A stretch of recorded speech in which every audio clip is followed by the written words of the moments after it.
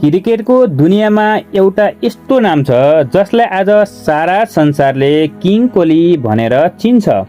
मैदानमा उनको आक्रामक शैली, रन बनाउने भोक र कहिल्यै हार नमान्ने स्वभावले उनलाई विश्वकै महान क्रिकेटर बनाएको छ। तर के तपाईलाई थाहा छ, आज हामीले देख्ने यो कठोर र बलियो विराट कोहली रातारात बनेका होइनन्। यो सफलताको पछाडि एउटा यस्तो पीडा लुकेको छ जसले 18 वर्षको एउटा सानो केटालाई भित्रैदेखि हल्लाइदिएको थियो। एउटा यस्तो रात जसले विराटलाई सधैँका लागि परिवर्तन गरिदियो।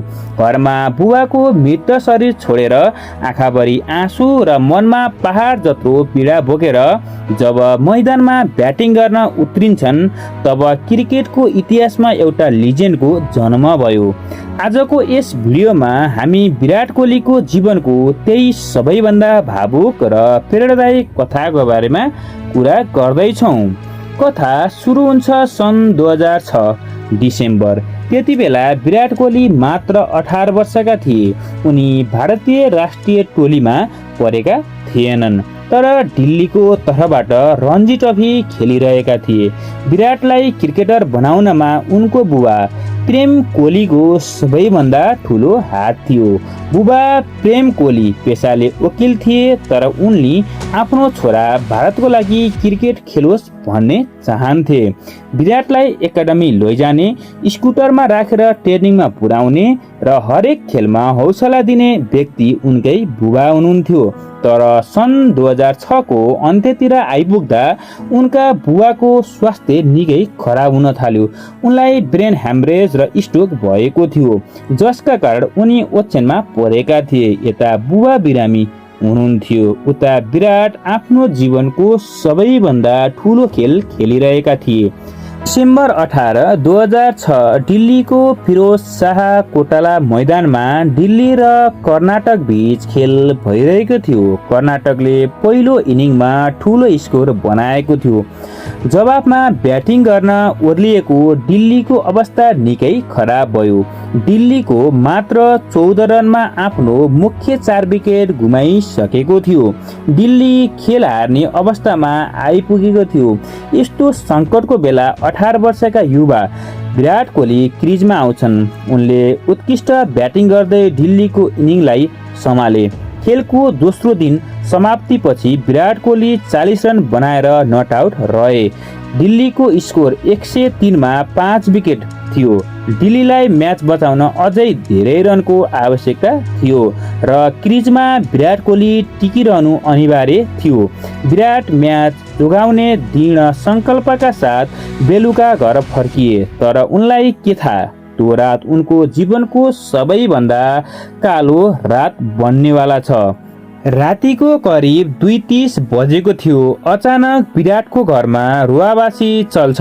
विराटकी आमा र दाजु विकासले बुबा प्रेम कोहलीको अवस्था निकै गम्भीर भएको पाउँछन्। विराटले आफ्नै आँखा अगाडि बुबालाई अन्तिम सास फेरिरहेको देखे। उनीहरूले तुरुन्तै अस्पताल लैजाने प्रयास गरे, तर ढिला भइसकेको थियो। डाक्टरले प्रेम कोहलीलाई मृत घोषणा गरिदिए। हृदयघातका कारण 54 वर्षको उमेरमा विराटको बुबाको निधन भयो। घरमा रुवाबासी भइरहँदा 18 वर्षको विराट भने पूर्ण रूपमा स्तब्ध थिए। उनी रुन पनि सकिरहेका थिएनन्।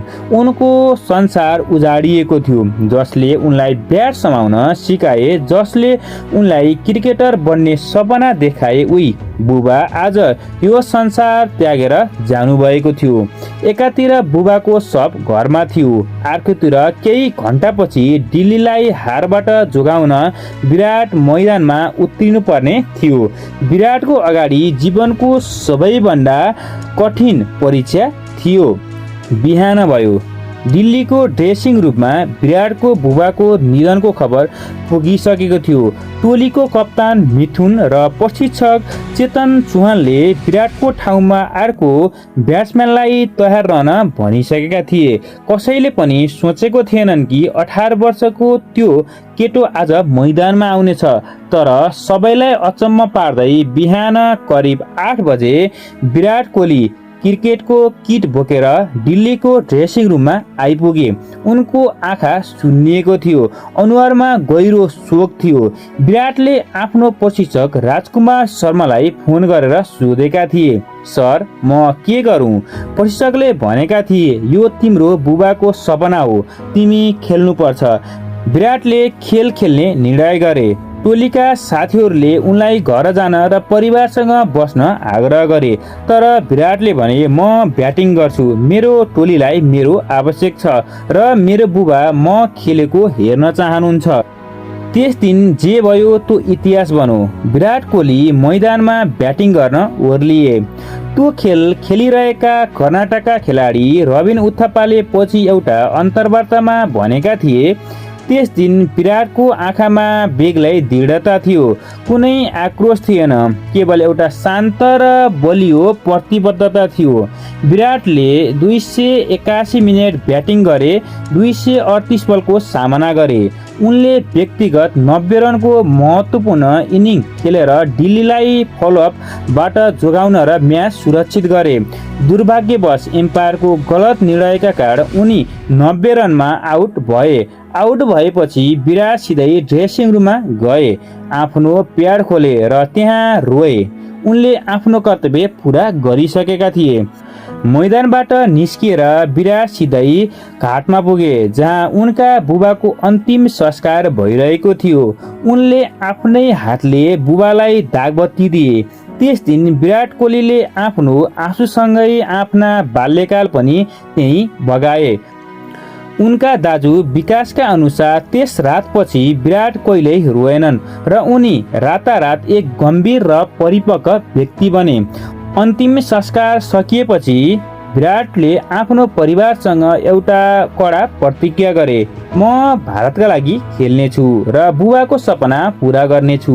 यो घटनापछि क्रिकेट विराटको लागि केवल एउटा खेल रहेन, यो उनको जीवनको एउटा मात्र लक्ष्य र धर्म बन्यो। यो दुःखद घटनाको ठिक 2 वर्षपछि सन् 2008 मा विराट कोहलीले भारतीय टोलीमा डेब्यु गरे। त्यसपछिको इतिहास हामी सबैलाई थाहा छ। आज विराट कोहलीका नाममा 80 भन्दा बढी अन्तर्राष्ट्रिय शतकहरू छन्। उनी विश्व विजेता हुन् र विश्व क्रिकेटमा एक लिजेन्ड हुन्। आज पनि जब विराट मैदानमा शतक बनाउँछन्, उनी आफ्नो ब्याट र आँखा आकाशतर्फ उठाउँछन्। त्यो कसैको लागि होइन, आकाशबाट उनलाई हेरिरहेका उनकै बुबा प्रेम कोहलीका लागि हो। विराट भन्छन्, त्यो घटनाले मलाई भित्रैदेखि यति बलियो बनायो कि जीवनको जुनसुकै कठिन परिस्थिति आउँदा पनि मैले त्यो भन्दा ठुलो पीडा झेलिसकेँ। अब म जे पनि गर्न सक्छु। विराट कोहलीको यो कथाले हामीलाई सिकाउँछ कि परिस्थिति जतिसुकै कठिन किन नहोस्, यदि मनमा दृढ सङ्कल्प र आफ्नो कर्तव्यप्रति निष्ठा छ भने संसारको कुनै पनि आँधीले तपाईँलाई रोक्न सक्दैन। विराट कोहलीले केवल आफ्नो प्रतिभाले लिजेन्ड बनेका होइनन्, उनले आफ्नो मानसिक शक्ति र कहिल्यै हार नमान्ने प्रतिबद्धताका कारण लिजेन्ड बनेका हुन्। तपाईलाई विराट कोहलीको जीवनको यो भावुक कथा कस्तो लाग्यो? कृपया तल कमेन्ट गर्नुहोला। भिडियो मन परेमा लाइक र सेयर गर्नुहोला र यस्तै प्रेरणादायी भिडियोहरूका लागि हाम्रो च्यानललाई सब्स्क्राइब गर्न नभुल्नुहोला। धन्यवाद।